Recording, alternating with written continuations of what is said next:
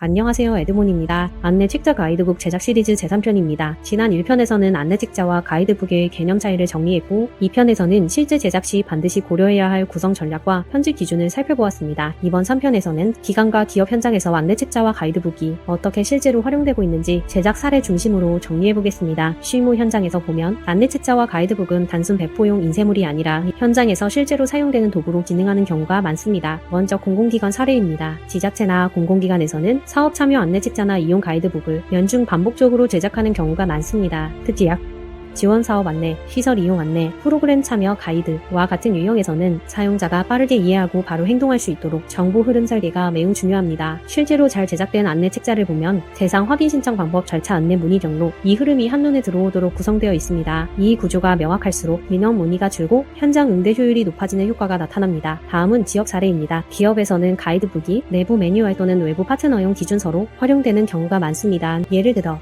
브랜드 사용 가이드, 영업 운영 매뉴얼, 서비스 수행 매뉴얼 등의 형태입니다. 이 경우 가장 중요한 것은 누가 보더라도 동시하게 실행할 수 있는가입니다. 그래서 기업 가이드북에서는 단계별 체크리스트, 흐름도와 유지 화면, 주의사항 박스와 같은 실무형 편집 요소의 비중이 상당히 높게 나타납니다. 최근에는 제작 형태도 빠르게 변화하고 있습니다. 과거에는 인쇄 중심으로 제작되었다면 지금은 볼 알려드릴게요. 우리가 이북 안내드릴까요? 인터랙티브 PDF, 웹 콘텐츠까지 함께 운영하는 사례가 크게 늘었습니다. 특히 기관 안내 책자의 경우 PDF 다운로드와 모바일 열람을 동시에 고려하는 하이브리드 제작 방식이 일반화되고 있습니다. 이 과정에서 자주 발생하는 문제가 있습니다. 바로 형식은 갖췄지만 실제로는 활용되지 않는 책자입니다. 이런 경우를 분석해보면 공통점이 있습니다. 정보는 많지만 사용 흐름이 보이지 않거나 디자인은 정돈되어 있지만 사용자가 무엇을 해야 할지 바로 이해되지 않는 구조입니다. 반대로 현장에서 반응이 좋은 안내 책자와 가이드북은 몇 가지 특징이 분명합니다. 첫째, 첫 페이지에서 대상자가 명확히 구분됩니다. 나는 해당되는가에 대한 답이 초반에 바로 제시됩니다. 둘째, 행동 유도 문장이 분명합니다. 신청, 문의 실행 단계가 모호하지 않게 제시됩니다. 셋째, 시각적 흐름이 끊기지 않습니다.